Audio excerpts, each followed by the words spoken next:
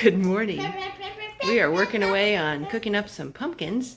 What are we going to make, Nathaniel? We'll make pumpkin pie. Pumpkin pie! That sounds awesome. That's going to be fun.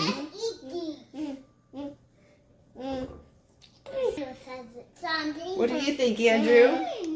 Yeah? You ready to make some pumpkin pie too? Yeah? All right.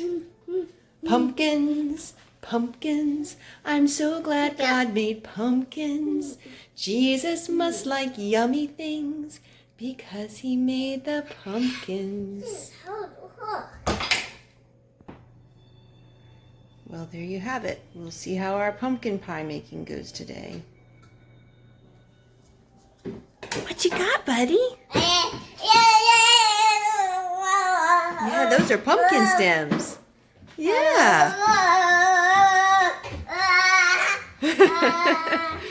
Yep, it is raining outside. We are getting lots and lots of rain this morning. Whoa, really? Andrew's having fun with the pumpkin stems. Yeah. In other news, Nathaniel, tell me about what you're doing over here. I'm building some towers. You're building some towers, huh? Make sure he put his shoes on so if the tower comes down, his feet still stay okay. Nothing like a rainy day. So in line with pumpkin pie and Thanksgiving coming up, we wanted to read you a story called The Pilgrim Cat.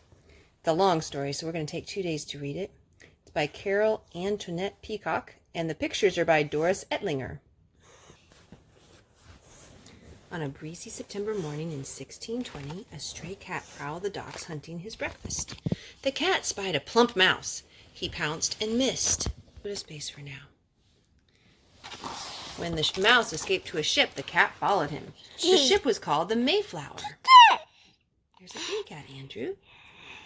A cat just jumped on our boat, Father, Faith Barrett exclaimed as she waited with her family and the other passengers to sail. Every ship needs a few good mousers, said his father. He'll catch the mice on board. It was time to depart. Goodbye, England, said Faith as the Mayflower set sail. The passengers were headed across the Atlantic, leaving all they loved behind. Faith's family and many others aboard were sailing to the New World so they could worship as they pleased. At first, the weather was calm. Then the autumn storms came. One day, the Mayflower began to pitch and roll. Faith's stomach reeled. She reached for a bucket and got sick. Afterwards, she peered through the wooden grating over the hold where the food was stored. She looked down. "The mouser!" she exclaimed. The hungry cat was stalking a rat. Faith found some hard cheese that she had saved from supper and dropped it below. The cat batted the morsel with his paw. Then he pounced. "I shall name thee Pounce," she said. After that, Faith looked for him, hunting alone or playing with the other cats. Every day she fed him a piece of dried meat or fish from her own meal. Pounce began to wait for her. When the storms had passed, the families were allowed to go on deck. How good it was to breathe fresh air. Throwing back her head, Faith twirled around and around.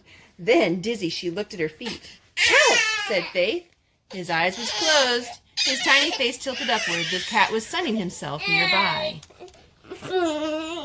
Faith scooped up the cat and brought him inside the ship. "Thou art a beauty indeed," she marveled.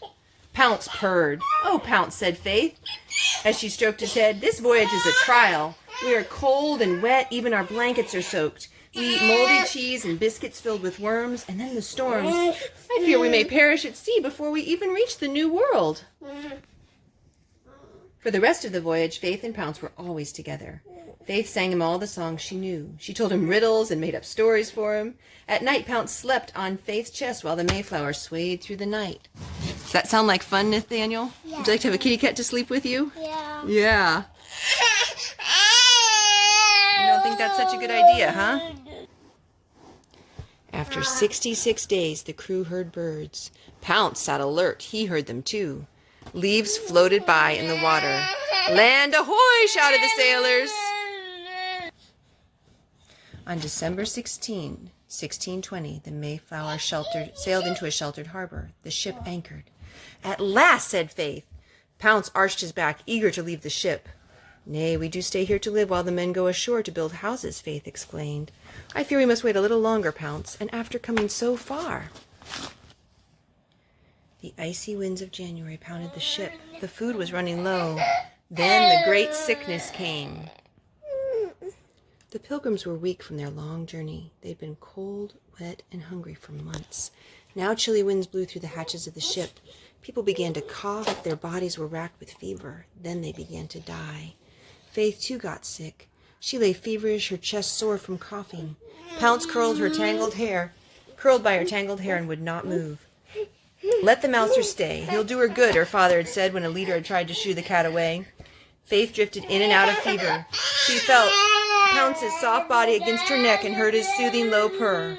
When the fever broke, she opened her eyes to Pounce, who had never left her. By the end of the winter, half the passengers were dead. Those who survived were saddened and frail. The remaining 55 Pilgrims moved into 7 small houses the men had built. "'Tis our new home," Faith told Pounce, carrying him into the house the Barretts would share with others. At night in the loft, Faith could hear wolves howling. "I fear the wolves," she said to Pounce, "but mostly we all fear the natives. In England, they say these people are savage. I do see them up in the hills watching us. What are they going to do?" One day in March, a tall native strode into the little settlement. "Welcome, Englishman," he said in English. His name was Samoset, and he had learned English from fishermen years ago. Several days later, Samoset returned with his friend Squanto. And that's where we will stop the story for today, Pilgrim Cat. And we'll take it back up tomorrow. Nathaniel, can you help me sing? Goodbye, goodbye, goodbye. Goodbye, goodbye, goodbye. Come back again, we'll see you. Goodbye, goodbye, goodbye. Bye. Say goodbye. Say bye. We'll see you next time. Hey. Goodbye.